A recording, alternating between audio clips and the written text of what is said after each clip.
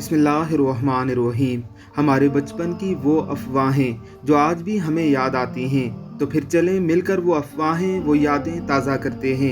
जैसा कि पेंसिल के कचरे को दराज में रखने से तितली बन जाती है, तरबूज या किसी भी फल का बीज खा लिया तो पेड़ में दरख्त उगाएगा। सब्जियों के इतने फ़वाइद गिनवाए जाते थे जो खुद सब्जियों को भी नहीं पता होंगे।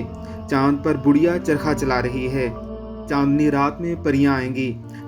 चारपाई पर चप्पल समेत बैठ जाने से सांप आ जाता है। टूटा हुआ दांत घर की छत पर फेंक कर ये कहने से कि चिड़िया चिड़िया पुराना दांत ले जा और नया दे जा, नया दांत मिल जाता है।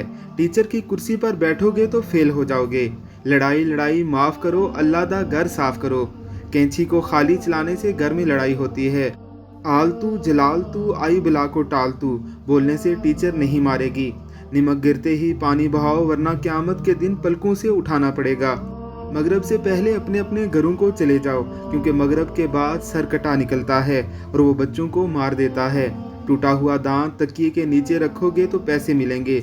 जो झूठ बोलता है उसकी नाक लंबी हो जाती है। पेंसिल के कचरे को दूध में पकाने से रेजर बनती है। हमारा स्कूल कब्रिस्तान पर बना हुआ है।